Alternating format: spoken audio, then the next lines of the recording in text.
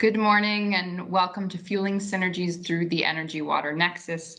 My name is Molly Walton. I am the Energy and Transport Manager at the We Mean Business Coalition. I am incredibly pleased to be moderating this session at the Water Pavilion. This is a critical and timely topic, as how this nexus is managed will affect our ability to reach the myriad of climate, economic, and development goals that we have set out.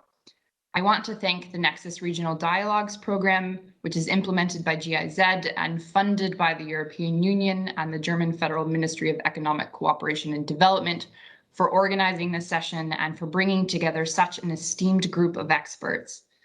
I'm incredibly pleased to be joined by Kate Lamb, who is the Global Director of Water Security at Carbon Disclosure Project and the UFCCC COP26 High-Level Climate Action Champions Lead for Water. I'm also pleased to be joined by His Excellency Bashar Batanieh, who's the Secretary General of the Water Authority of Jordan. Another speaker that we have is Beatrice Chiza. She's the Director General of Environment and Climate Change of the Ministry of Environment of Rwanda. We also have Sylvia Chavez-Saracito joining us. She's the head of International Affairs Office at the National Water Commission of Mexico. Another speaker that we have is Claudia Ringler. She's the Deputy Division Director and Senior Research Fellow at the International Food Policy Research Institute. And finally, we have Dr. Michael Weber, who is the Josie Centennial Professor of Energy Resources at the University of Texas and author of the books Power Trip and Thirst for Water. We really have a spoil of riches in terms of the speakers that we have. These speakers today are going to dig deeper into the water energy nexus, illuminating what the challenges and opportunities are, some of the potential policy and technology solutions, what some of the success stories have been, where some of the caution points are that we need to pay attention to. And they're doing this with the aim of helping decision makers at COP, in boardrooms, in capitals around the world, to navigate and manage this nexus and maximize the synergies that it presents. So without further ado, I want to hand it over to Kate Lamb. She's going to kick us off by providing an overview of the water energy nexus and some of the key opportunities and challenges that exist at its intersection, and underscoring why this nexus needs to be included into the climate negotiations this year. Kate, over to you. Good morning, good afternoon, and good evening. It's a real privilege for me to provide this keynote speech to you today on such an important aspect of the transition to a net zero resilient future. Welcome to COP26. The water energy nexus is a beautiful, complex, interdependent dance between two critical resources. It is a story as old as time, and yet it's a story that is yet to have its ending defined. What happens here at COP26 over the next 2 weeks will, to a large extent, dictate which direction this story goes. And it's certainly my hope that we achieve a happy ending. Indeed, I believe it's in all of our interests to ensure that this happens. Put simply, energy depends on water, and water supply depends on energy. These linkages have enormous significance for economic growth, life, and well-being. Water is essential for all phases of energy production, from fossil fuels to biofuels and power plants. Energy use is vital for a range of processes, including water distribution, wastewater treatment, and desalination. As economic and population growth continues, so too will demand for these precious resources.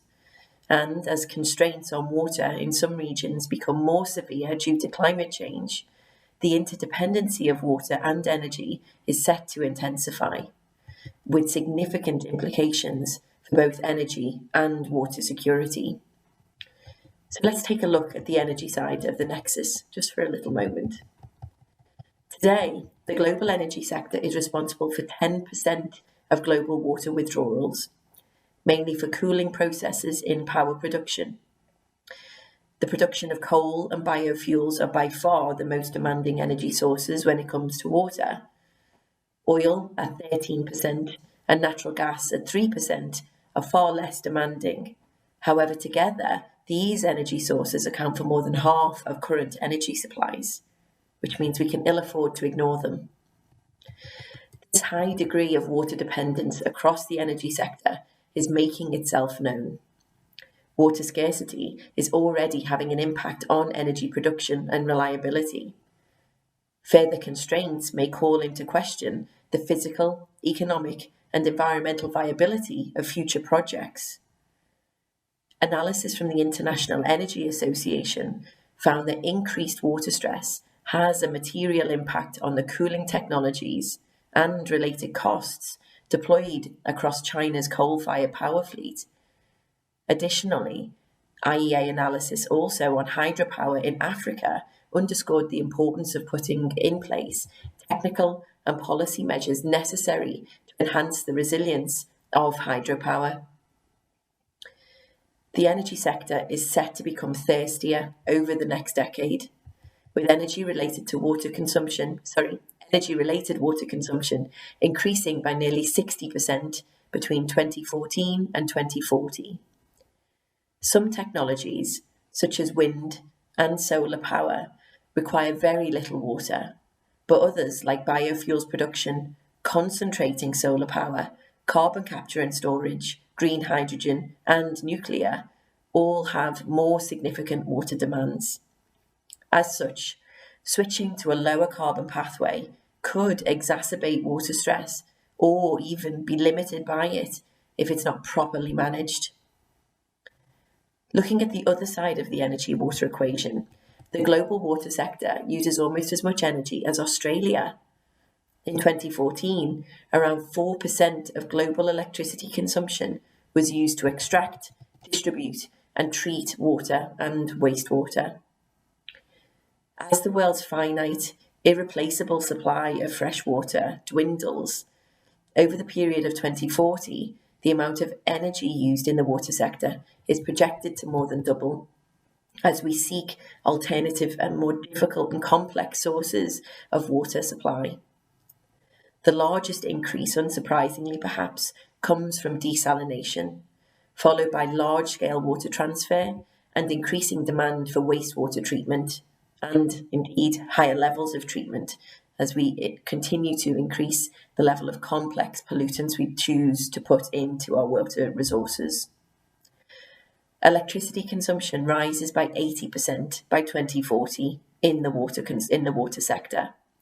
However, there is significant potential for energy savings in the water sector if all the economically available energy efficiency and energy recovery potentials are exploited. Wastewater, for example, contains significant amounts of embedded energy that, if harnessed, could cover more than half of the electricity needs of municipal wastewater utilities. There's also a major opportunity to reduce water losses across supply chains, from leaks, bursts, and theft, which would save water and energy.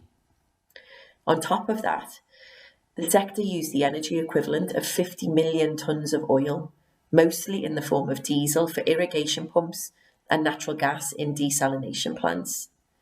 Today, more than 300 million people globally depend on desalinated water, and by 2040, these desalination projects will account for 20% of water-related electricity demand.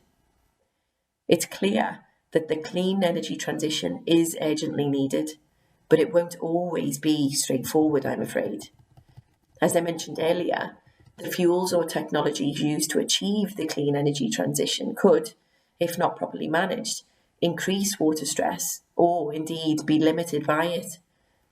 Some low-carbon technologies, such as wind and solar PV, require very little water, and it's worth repeating that.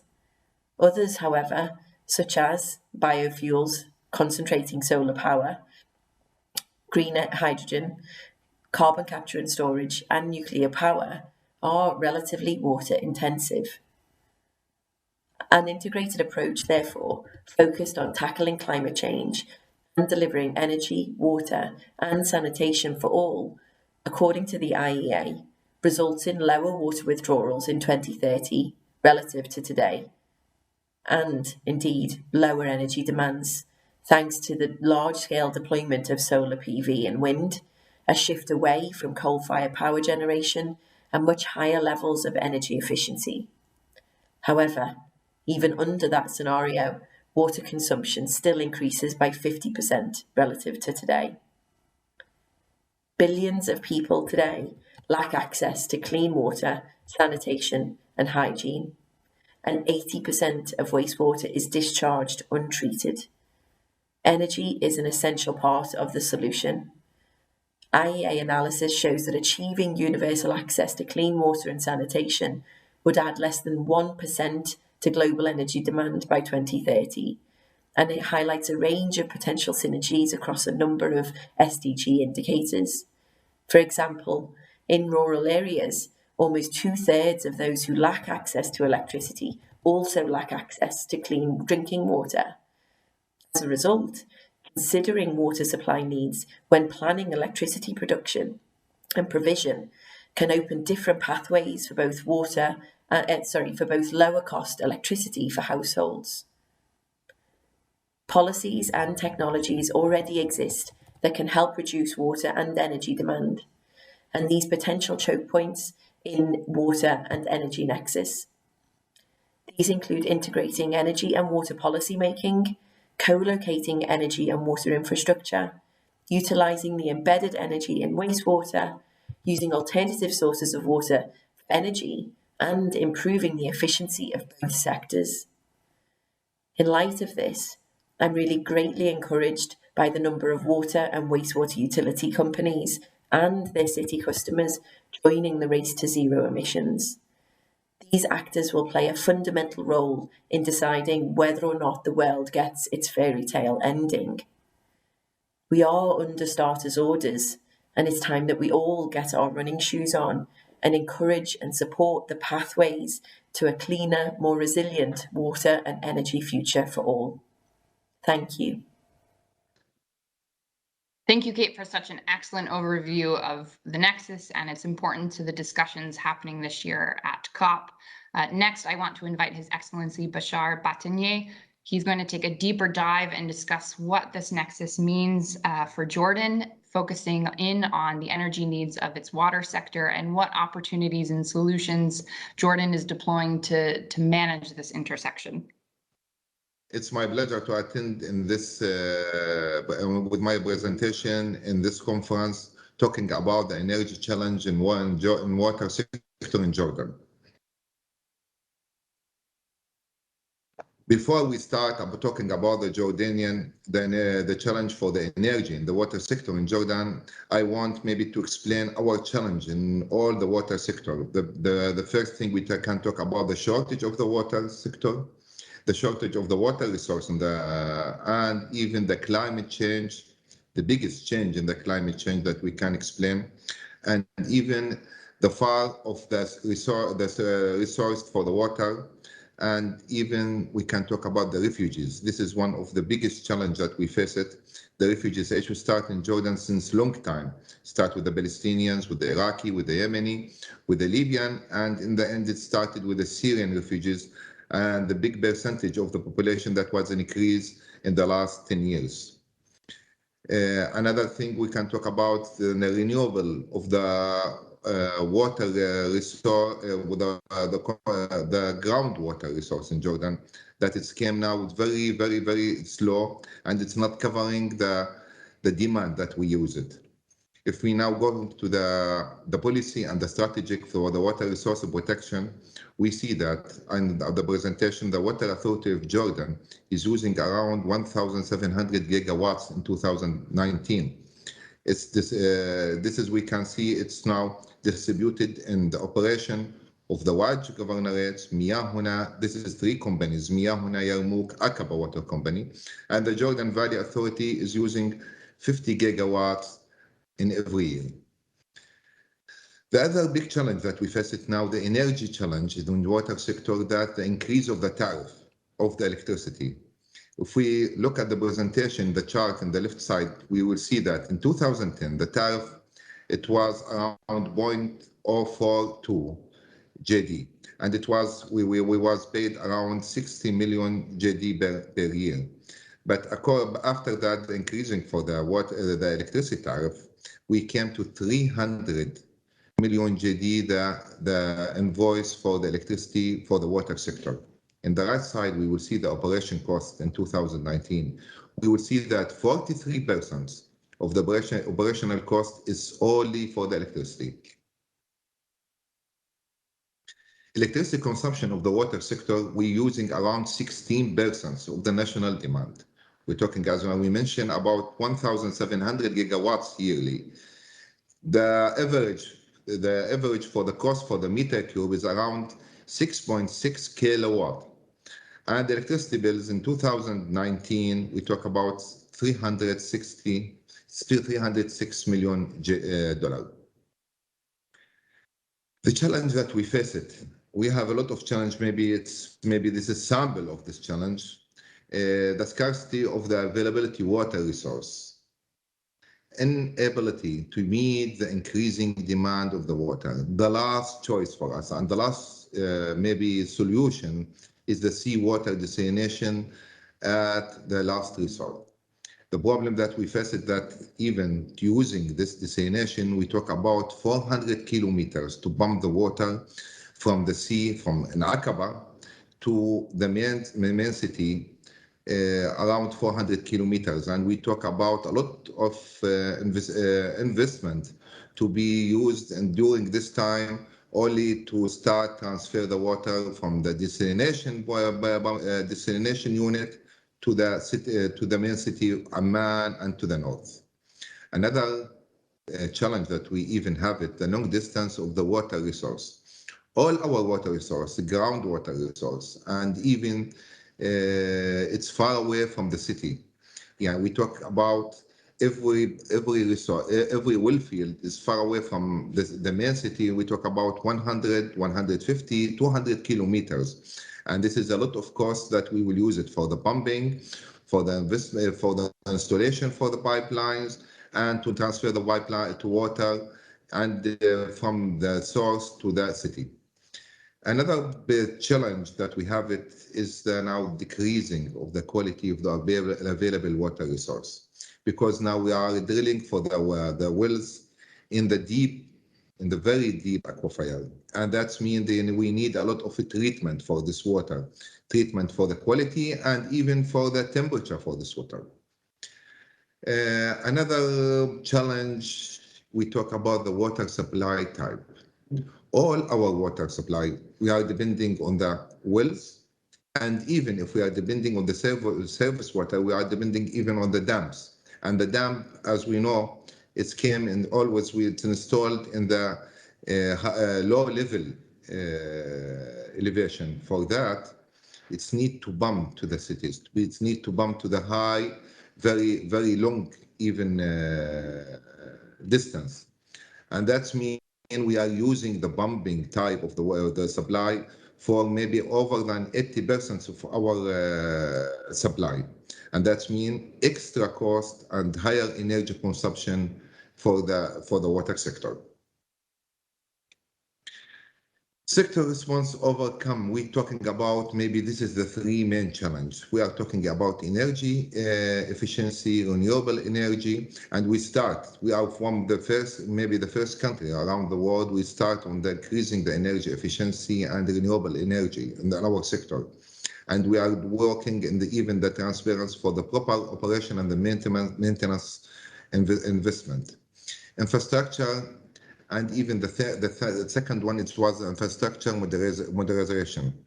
We are starting making the evaluation for our pumps, for our pump stations, and even the pump that we install it in our wells, to increase the energy efficiency and decrease the water losses, and automation for the operation by installing the ultrasonic meters, SCADA system to control our losses and the operation. The third one is now the cooperation. We start a lot of meetings with the Ministry of Energy and the Power to make a good cooperation between us and the energy and the electricity companies We start to decrease the electricity tariff of water sector through cooperation. We start a lot of projects together to win projects for the better finance situation of the water and energy sector, cooperation toward releasing the national strategic. We make a framework, Jordanian water and energy sector. This is was start with two committees. The first one was the steering committee, and the second one was the technical working groups. The technical working groups start the investigation and the survey and preparing the feasibility study and finalize technical and financial and legal solution. And this is with support with the logistic and the consultant. Their result, it came as a scenarios to the steering committee, and after that, the steering committee, they will decide go or no to go to the input from the working groups, organization funds to join the measures. This is really, it will be the concrete win-to-win projects between us and the Ministry of Power, integrate the strategic plan. Jordanian water energy nexus components. We have recent win-to-win projects. Hydro pumped energy storage feasibility study. We have a sample for the Mujib Dam to start one of the biggest projects that we have it. It will be really a win-to-win project for the water and the energy sector. It will be depending on the quantity of the water to pump it and re-pump it again then we can get energy that we can, we have with negotiation with the Ministry of Power, it will affect on the tariff between the water sector and the energy sector. And even it will affect on the electricity and load management at the water facilities. Another one, it will be even, maybe this is need a lot of negotiation between us and the Ministry of Power, the desalination projects. As we mentioned, the desalination project came for the 400 kilometers. That means we will use a big, maybe consumption of water, of electricity to pump this water from the sea to the main cities in Jordan. And we talk about 400 kilometers extra the desalination treatment plant. Implementation of the ongoing renewable energy project in the water sector. We have a lot of projects. We implement the renewable energy. Start in the beginning with 24 megawatt, and now even we have a lot of projects with 1 mega and 1.5 mega. Strategic analysis of the electricity tariff of water pumping. Depending on the win-to-win project and even the agreement with the destination project, that means it will affect even the strategic analysis between us and the Ministry of Power to change the tariff for the water sector. Development of future water energy scenarios. We start some scenarios for about energy efficiency in our sector for the operation and maintenance, and we talk about renewable energy. We start, as I mentioned, to implement a lot of projects for renewable energy. This will even affect on the consumption and even in the tariff according to the agreement between us and the Ministry of Power. Thank you very much for your attention.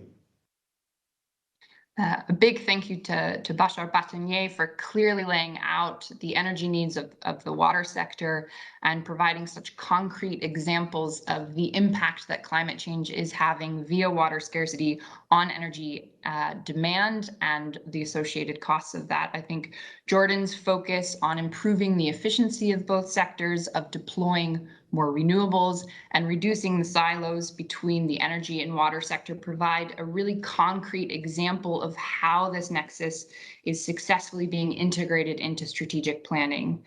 Speaking next is Ms. Beatrice Siza.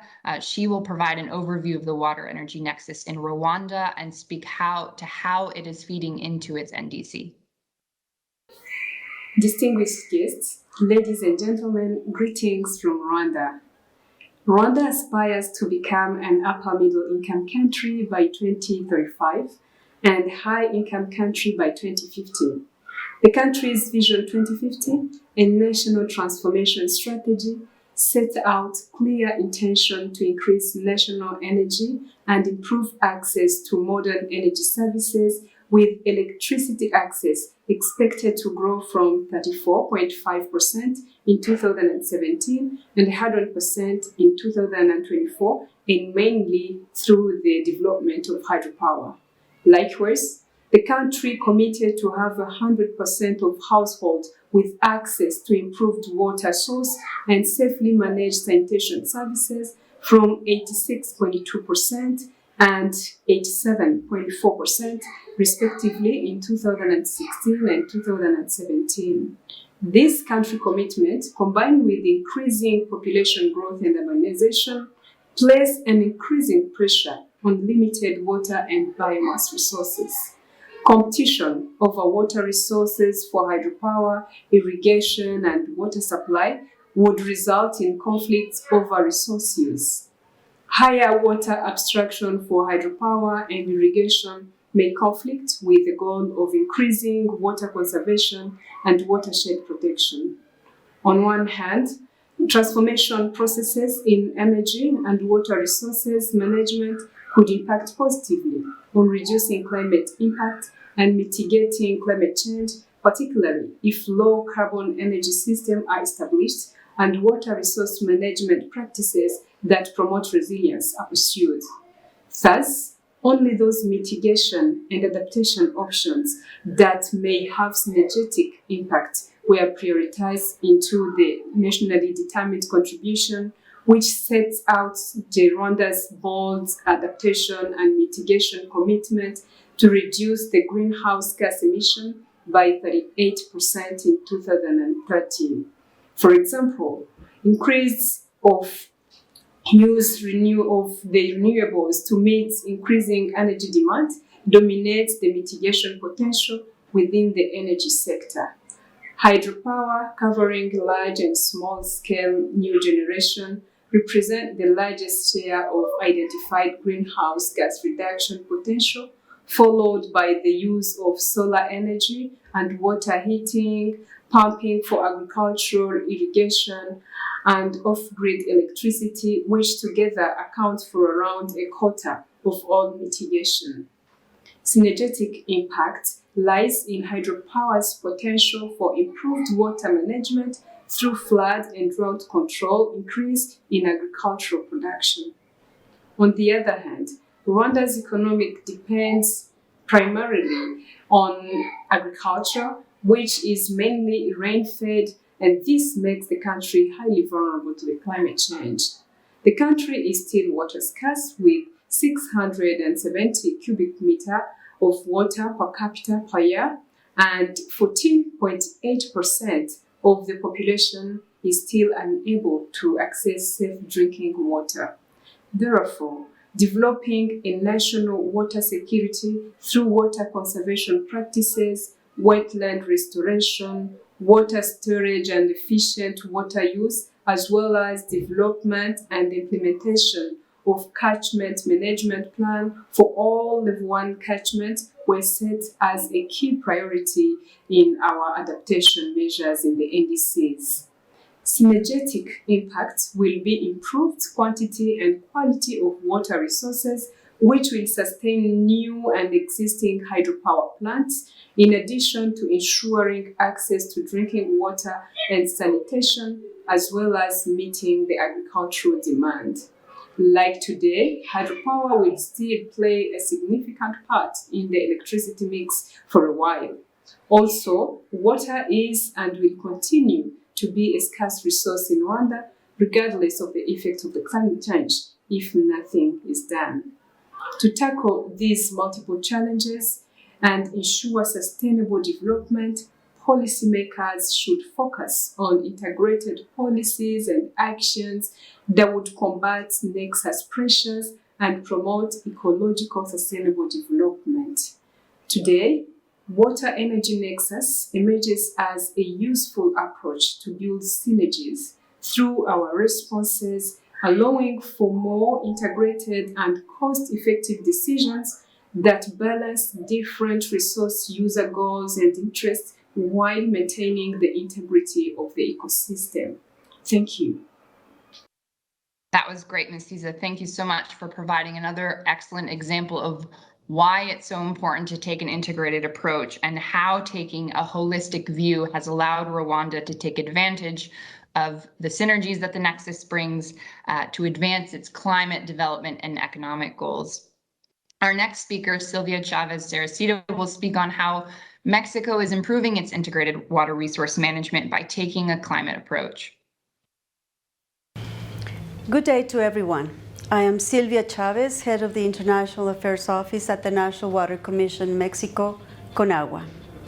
It is a pleasure to have this opportunity to talk at this COP26 Water Pavilion event on the water energy nexus about some of the actions that Mexico has taken, particularly within the responsibilities of CONAGUA and acknowledging the clear link between water, energy, and climate change. CONAGUA's main responsibilities are the proper and transparent water management to ensure access to the population, the productive sectors, and to the environment. To provide bulk water, sewerage, and sanitation services to water utility and productive sectors. To monitor and protect the population against hydrometeorological phenomena such as droughts and floods. And the construction, maintenance, and operation of hydraulic infrastructure.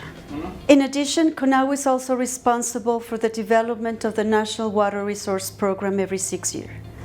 The present program establishes that water is a pillar of well-being and should be managed in a sustainable and coordinated approach with the participation of citizens as well as other institutions and levels of government. The National Water Resource Program is aligned with the national climate goals and the achievement of the SDG 6, where wastewater treatment has an important role. In Mexico, almost 66% of the wastewater collected is treated mainly through the stabilization lagoon and the activated sludge process. Besides emphasizing the links among water and energy, I would like to also point out to the strong ties of water with agriculture. More than 50% of treated water is for indirect reuse and 32% goes to the agricultural sector. This last fact is very important considering that in Mexico, almost 76% of our water is used in the agricultural sector. Concerning the water and energy nexus, we see water as a consumer, but also as a source of energy. For instance, through energy cogeneration. 10 of our wastewater treatment plants have infrastructure to cogenerate electricity from biogas, and another 13 wastewater treatment plants have photovoltaic solar cells infrastructure. Looking at the carbon footprint and the potential to reduce greenhouse gas emissions, energy consumption, and cost, we have an international collaboration in place called Water and Wastewater Companies for Climate Mitigation Program, whereby we follow up the greenhouse gas emission reduction in pilot water utilities through an energy performance and carbon emissions assessment and monitoring tool called ECAM. We also analyze the nationally determined contributions related to water sector. This year, the IPCC presented its latest report pointing out that the level of future greenhouse gas emissions will determine the increase and intensity of climate change, its associated impacts and risks. The targets contained in the NDCs established by most of the countries are insufficient, and less than half of them have updated theirs with a higher level of ambition. In Mexico, we are working to improve our integrated water resource management with a climate approach. Thank you very much. Thank you so much, Ms. Saracito. That was a really good example of how the Nexus is being integrated into decision making, and I'm incredibly grateful and glad that you highlighted that water is is not only a consumer of energy, but can also be a source of energy. I think that's a point that really needs more attention when we're talking about energy transition plans. Our next speaker is Ms. Claudia Ringler. She's going to look at how water, energy, and food security are all intertwined and the impact that climate change has on these different sectors. I am honored to present to you today a few thoughts on key research topics around climate, water, energy linkages. Climate change is intensifying these linkages. Thus, energy is a very fitting theme for the Water Pavilion at the Climate Change COP26. I would like to leave you with these 4 short messages after this presentation. First, water and energy poverty are interlinked. Second, climate change increases water scarcity, which in turn increases energy intensity with impacts for climate change, a vicious cycle. Third, climate mitigation focused solely on energy can worsen water scarcity, reducing food security. Solutions need to consider water and energy security jointly and strengthen inclusion. The image here shows a collective water sharing operation from a single groundwater well in Algeria. I think it does a good job of showing how intertwined energy and water security are. Why are water and energy poverty linked? We know that areas with low levels of water security, here proxy to sanitation access, are generally also those with low levels of energy security.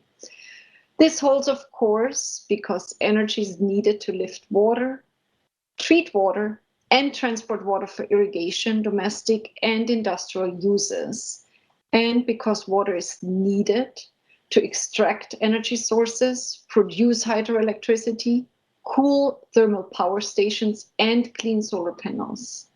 Areas with severe underinvestment in these basic needs are concentrated in sub-Saharan Africa, which you can see on the left, and South Asia.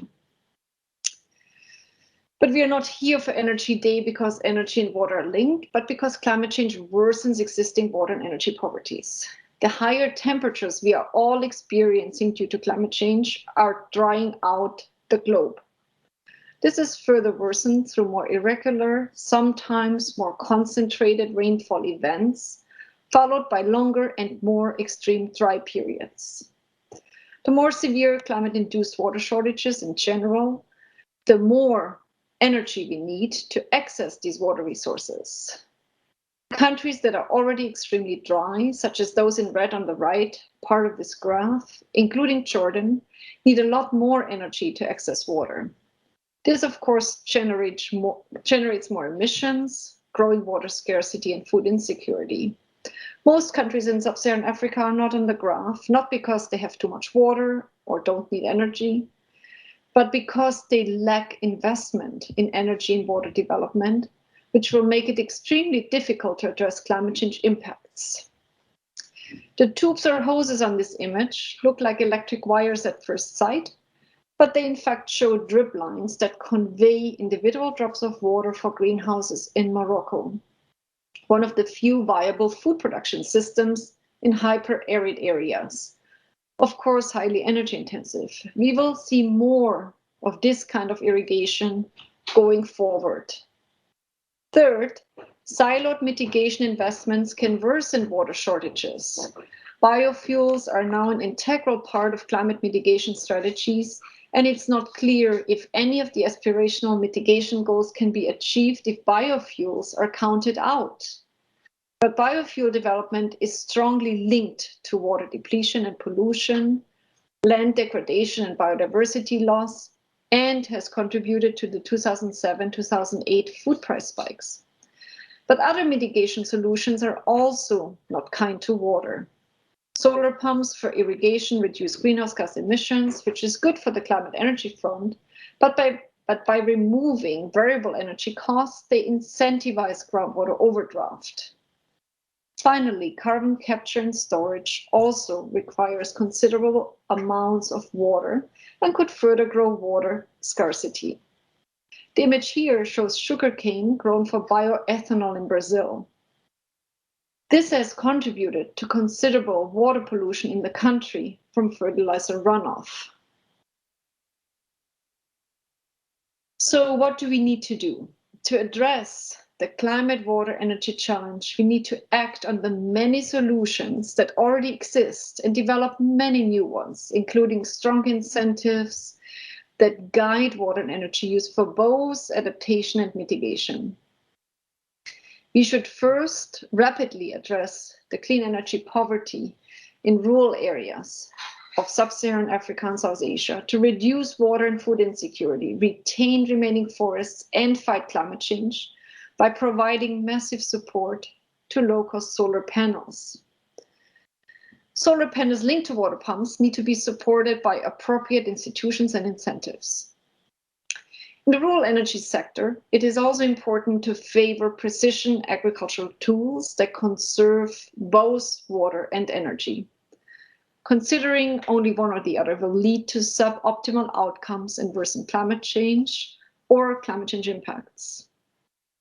And here it is also important to focus on low-cost accessible solutions, such as better managing soil water storages, using wetting front detectors that do not need an energy source to support irrigation scheduling, or use of soil moisture and yield sensors that can reduce both water and energy intensity of crop production.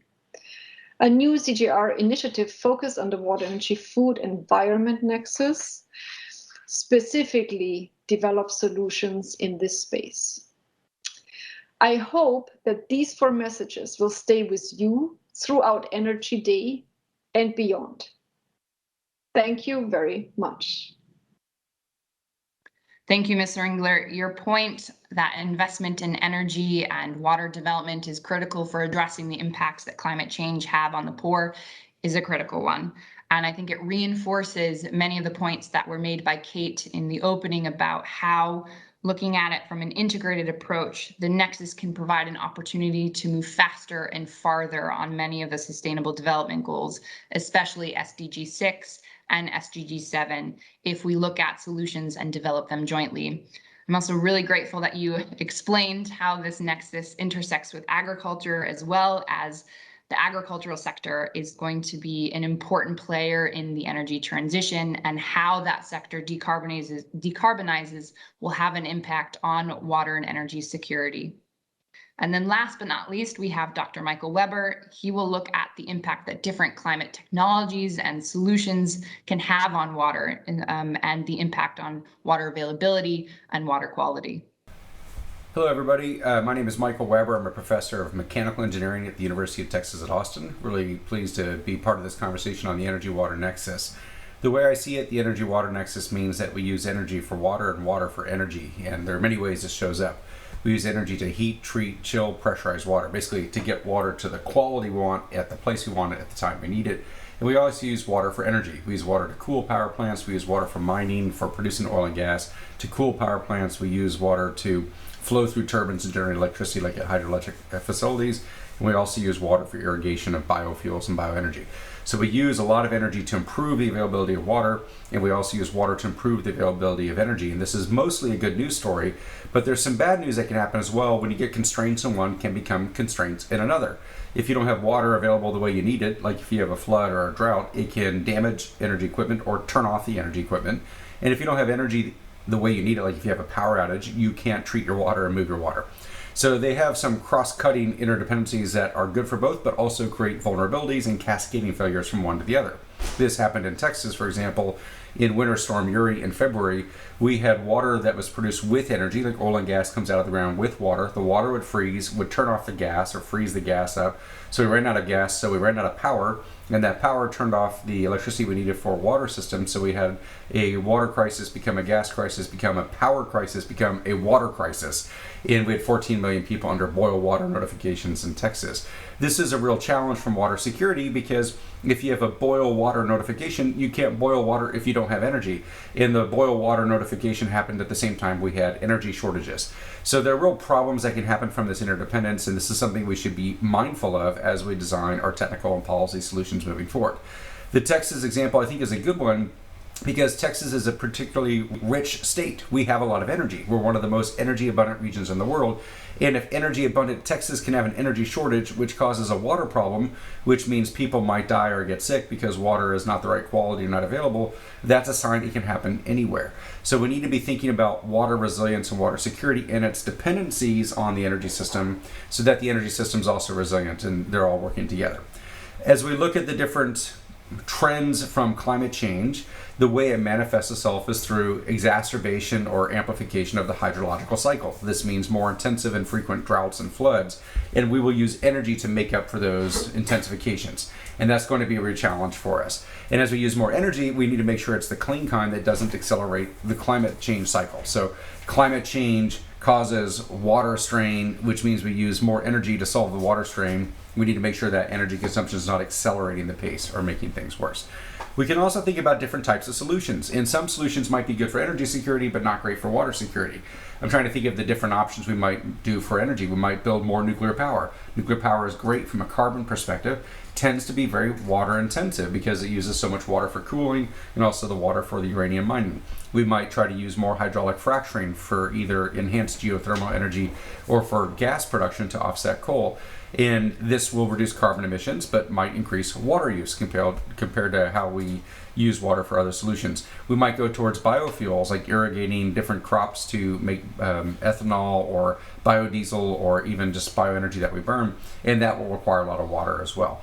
So there are some energy options that we are pursuing in order to reduce CO2 that also might exacerbate our water situation. And there are some cross-cutting solutions, things that we can do that improve energy security and water security, in particular things like efficiency and conservation. Water conservation or water efficiency will reduce how much water we use, will also reduce how much energy we use for that water. So we get energy benefits from our water conservation.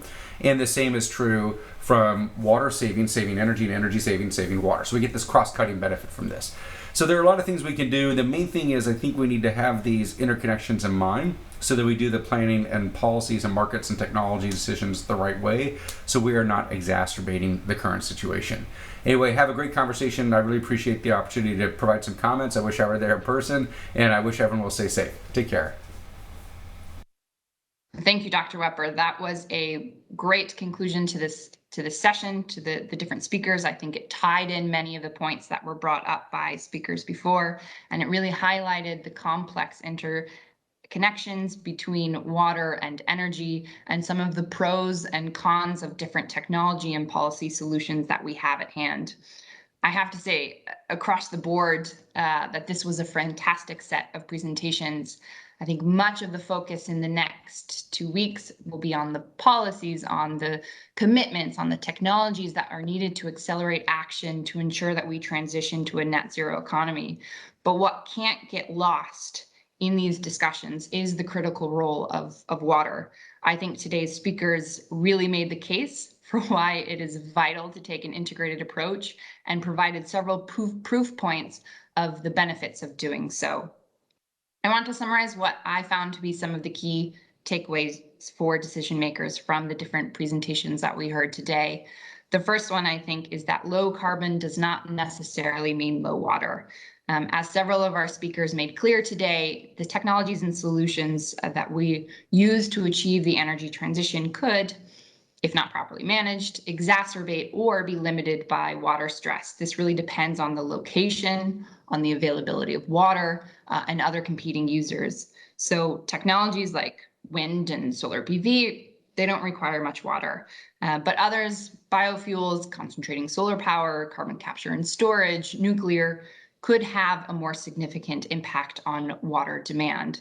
And I think this really underscores the importance of factoring water use into energy provision, into investment decisions around energy and technologies, and into our policies to ensure that the solutions that we put in place to mitigate climate change don't create other unintended consequences such as water scarcity. I would say a second big point that really came through from the speeches and the presentations that we heard today is that efficiency is key, and it really is in many cases low-hanging fruit and provides cross-cutting benefits. So this applies to all different sectors: more stringent energy efficiency measures, lower energy demand, which reduces greenhouse gas emissions, and saves water. More efficient use of water and the reduction of leaks and losses can reduce the energy that's needed to move and treat water and improve water security. Improving power plant efficiency and deploying advanced cooling systems can reduce water demand at power plants. And greater efficiency, such as the shift towards drip irrigation in agriculture, can save both water and energy. There's a lot of wins that can happen when we take a look at energy efficiency. The other big point I think that comes through is that the water sector can contribute to energy transitions. And this is a point I think that doesn't always get the attention that it deserves. And so I was incredibly glad to hear the speakers bring it up today. Harnessing the energy embedded in wastewater can allow wastewater utilities to become energy producers. So this would mean that the energy generated from wastewater treatment plants should be included in renewable energy or climate programs. This can be done, associated tax credits or certification schemes. It's something that needs to be considered, and doing so could encourage the greater uptake of this. Now, this won't happen on its own. It's going to take planning and it's going to take investment. And fundamentally, it's going to take at first a recognition of the value that energy from the water sector can play in achieving and contributing to energy transitions. I think the other big overarching point is that the climate crisis primarily manifests itself through water, and that this has implications for energy, for water, for food security, and for poverty. This is something that was touched on by an array of the speakers today, and it really underscored that inaction will only intensify and worsen some of these existing insecurities. And so this is something that is essential to address. And so what this all means, what this all leads to, is that integrated and holistic planning is essential. If we want to tackle climate change, we really need to understand this nexus in order to avoid some of the unintended consequences, to anticipate some of the stress points, and implement the policies, technologies, and practices that really soundly address the associated risks and maximize the synergies. The good news is, I think that we heard today, is we have a lot of the technologies, we have many of the policies and practices to do just this. But I think as the discussion here really highlighted, there are trade-offs to consider, and successful action is going to require a strong and a coordinated focus across different branches and levels of government. It's going to require collaboration between policymakers, researchers, the business community, and consumers. And I think this is something, hopefully this key message comes out of this session today, and it's something where our speakers really highlighted about how taking such a holistic approach is already being done in several countries, and they identified what some of those challenges are. These will be different for different countries, but they also showed that the solutions what solutions they are putting in place to mitigate some of these. And I think their stories really should serve as examples of how this can be done.